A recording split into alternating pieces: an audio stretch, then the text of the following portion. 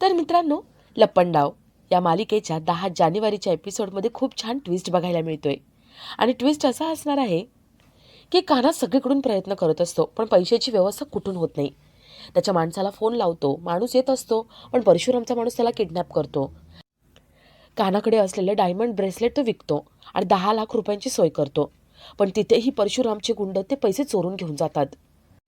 आणि हॉस्पिटलला आल्यावर डॉक्टर्स कान्हाची लायकी काढतात, चाळकऱ्यांची लायकी काढतात. कान्हा किरणला म्हणतो, किरण, आता एकच मार्ग आहे. मला माझं खरं रूप दाखवावंच लागेल. चमत्कार घडवावाच लागेल. आता जगासमोर माझं खरं रूप आणावंच लागेल. कान्हा दवाखान्यातून बाहेर जातो आणि थोड्या वेळाने हॉस्पिटल बाहेर गाड्यांची लाईन लागते. त्या गाड्यांमधून बॉडीगार्ड खाली उतरतात आणि दरवाजा उघडतात. कान्हा त्याच्यातून खाली उतरतो. कान्हाचं खरं रूप समोर आलेलं असतं. कान्हा आयटीत बॉडीगार्डसोबत आतमध्ये जातो. तर इथे सखी पैसे मागायला सरकारकडे आलेली असते. ती हात जोडते आणि सरकारला म्हणते, सरकार, दाभाडे मावशींचे जीव धोक्यात आहे. त्यांना वाचवायचे. प्लीज पैसे द्या ना. सरकार 10 लाख रुपये फेकतात आणि म्हणतात, आधी या प्रॉपर्टी पेपरवरती सह्या कर आणि मग घेऊन जा पैसे. जेवढे हवेत तेवढे सगळे घेऊन जा. सखी म्हणते, द्या, तुम्ही म्हणाल मी ते सगळं करायला तयार आहे. तर इथे कान्हा डॉक्टरांकडे येतो. ज्या डॉक्टरांनी कान्हाचा अपमान केला होता त्यांच्याकडे तो येतो. कान्हा म्हणतो, आमच्या पेशंटवरती उपचार करायला नकार का देताय तुम्ही? डॉक्टर विचारतात, अरे, मगाशी तू तू वेगळा होतास आणि आता हे वेगळं नक्की आहे तरी कोण तू? तेवढ्यात एक म्हातारे डॉक्टर तिथे येतात आणि ते कान्हाला ओळखतात. ते कान्हाची खरी ओळख सगळ्यांना सांगतात. ते कान्हाचं खरं नाव घेतात. ते कान्हाला म्हणतात, कबीर देवदत्त किर्लोस्कर, तुम्ही इथे? कान्हाला वाटत असतं की आपल्याला कोणीच ओळखणार नाही, पण मोठ्या डॉक्टरांनी ओळखलेलं असतं. कान्हा त्यांना रिक्वेस्ट करतो आणि दाभाडे मावशींवरती उपचार करायला सांगतो. आता कान्हा हा कान्हा नसून कबीर आहे हे तर आपल्याला कळलंय आणि तो कोणीतरी मोठा श्रीमंत आहे. पण कान्हा आणि सरकार यांची नेमकी काय दुश्मनी आहे? असं नेमकं काय झालंय कान्हाच्या आयुष्यामध्ये की त्यामुळे तो सरकारवर चिडलाय आणि सरकारने त्याचं काय वाईट केलंय हे बघणंही तेवढंच इंटरेस्टिंग असेल. तर या सगळ्याची सुरुवात कशी होते ते थोडक्यात पाहू.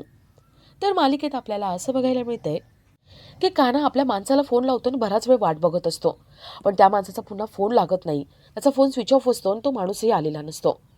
कान्हा गेटवरती जाऊन उभा राहतो. परशुराम आपल्या माणसांना फोन लावतो. परशुराम त्यांना सांगतो, कान्हा गेटवर आलाय, पण आता त्याला काही करायचं नाही. त्याचा माणूस आला ना की त्याला करायचं. परशुराम आपल्या माणसांना इन्स्ट्रक्शन्स देत असतो आणि त्याला सरकारचा फोन येतो. परशुरामला नाईलाजाने तो फोन घ्यावा लागतो. सरकार ओरडते. सरकार म्हणते, ए, काय झालंय? फोन उचलता येत नाही का? परशु म्हणतो, मॅडम, अहो इथे सिच्युएशन खूप वाईट आहे. 21-22 सिच्युएशन आहे, त्यामुळे बोलता येत नाहीये. काहीही काळजी करू नका तुम्ही, इथे मी सगळं हँडल करतोय. कान्हाला पैसे मिळणार नाही अशी मी सोय केली आहे. त्याच्या मागावरती माणसं ठेवलेत. आज काहीही झालं तरी दाभाडे वाचणार नाही, त्यामुळे तुम्ही निश्चिंत राहा. सरकार म्हणते, त्याच्यावरती लक्ष ठेवा, तो कान्हा खूप आगाऊ आहे. परशुराम ठीक आहे म्हणतो आणि फोन ठेवतो. येथे सरकार खुश झालेली असते. सरकार म्हणते, कशी वाचणार ना दाभाडे, कारण मी मनावरती घेतलंय. आता मी पैसे अरेंज होऊ देणार नाही. म्हणजे शेवटचा पर्याय राहणार सखीकडे, तो म्हणजे सरकार. मग माझी लाडकी भाची माझ्याकडे येईल मदत मागायला, पैशांची भीक मागायला. सखी, ये, तुझी मावशी इथे वाट बघते. सरकार सखीची वाट बघत बसलेली असते. तर इथे सखी खूप अस्वस्थ असते. दाभाडे मावशींचा जीव धोक्यात आहे, त्यांना गोळी लागली आहे आणि आपण पैसे जमवू शकत नाहीये. सखी विचार करत असताना हातावर हात चोळत असते. तेवढ्यात तिच्या बोट अंगठीला लागतं. सखीला आठवतं की आपल्या बाबांनी आपल्याला ही अंगठी दिली होती. सखी म्हणते, दाभाडे मावशींसाठी मला हे करावंच लागेल. सखी लगेच तिथून बाहेर पडते. ती सोनाराच्या दुकानात जाते, आपली अंगठी विकते आणि पैसे जमा करते. सखी मनात म्हणते, सॉरी बाबा, तुम्ही दिलेली अंगठी मी विकून टाकली, पण काय करू हो, परिस्थितीच अशी आली आहे. दाभाडे मावशींसाठी पैसे लागणार आहेत. आता याशिवाय पर्याय नव्हता. लवकरात लवकर हे पैसे हॉस्पिटलमध्ये जमा करते, म्हणजे ट्रीटमेंट चालू होईल, दाभाडे मावशी वाचतील. सखी ते पैसे घेऊन दवाखान्यात जाते. तर थोड्या वेळाने सखीने पैसे जमा केलेले असतात, पण ट्रीटमेंट काही चालू झालेली नसते. ऑपरेशन काही चालू होत नाही. सखी देवाकडे दाभाडे मावशींसाठी प्रार्थना करते आणि तेवढ्यात तिथे कान्हा येतो. सखी कान्हाला मिठी मारून रडायला लागते. सखी म्हणते, कान्हा, बघ ना, अरे माझ्याकडे एक अंगठी होती, मी ती पण विकून टाकली, पण पैसे पुरलेच नाही रे. मला वाटलं होतं की पैसे पुरतील, थोडे का होईना पैसे मी दिल्यावरती ट्रीटमेंट चालू होईल, पण या लोकांनी फक्त बेसिक औषध आणि बेसिक ट्रीटमेंट चालू केली. अंगठी विकून पण काही उपयोग झाला नाही आहे. कान्हा, हेच जर असेल ना तर मी काय करू मला काही कळत नाही आहे. आत्ता मला असं वाटतंय की मी बंगल्यात असले असते तर मला इझिली पैसे मिळाले असते. नाही, मी चाळीत आहे ना हेच चुकलं माझं. मी जाते. अजूनही वेळ गेलेली नाही आहे. मी आईकडे जाते आणि पैसे मागते. सरकार मला नक्कीच पैसे देतील. सखी निघत असते. कान्हा तिला थांबवतो. कान्हा म्हणतो, सखी मॅडम, मी तुम्हाला तिथे जाऊ देणार नाही आहे. अहो, तुम्हाला काय वाटतंय? सरकार इझिली पैसे तुम्हाला देतील का? त्यांना जे हवं आहे ना ते तुमच्याकडून करून घेतील. आणि मी तुम्हाला असे पैशांसाठी भीक मागू देणार नाही. मी काहीतरी करतो. तुम्ही नका टेन्शन घेऊ. सखी म्हणते, काय करणार आहेस कान्हा तू?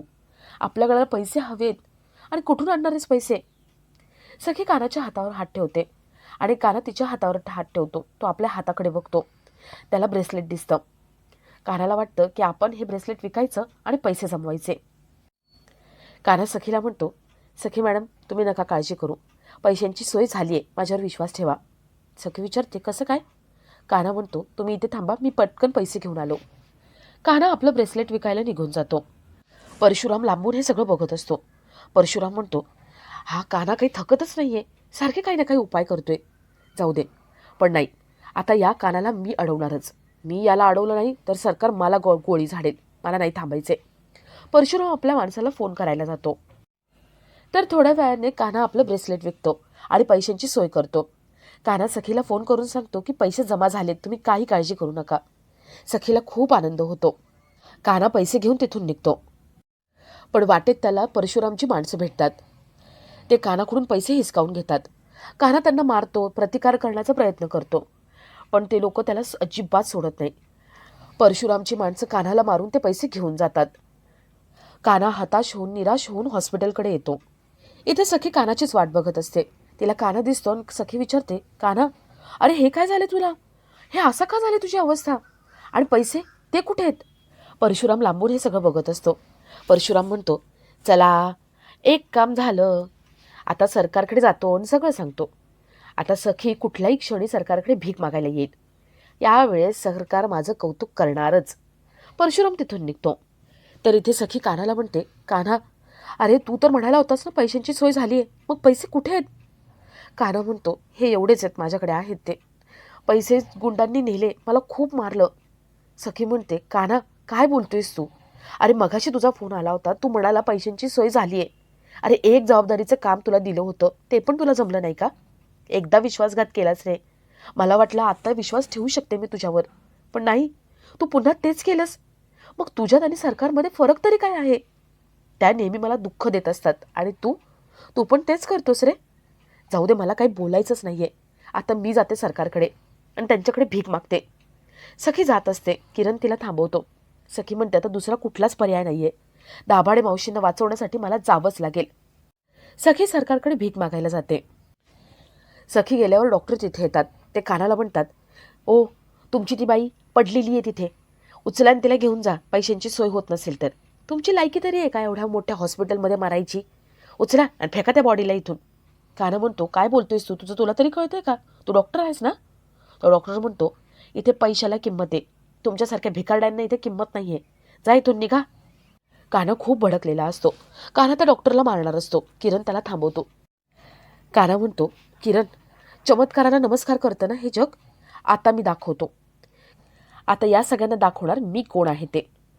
कान्हा आपली खरी ओळख दाखवण्यासाठी तिथून बाहेर पडतो आणि आपला आजचा हा भाग इथेच संपतो.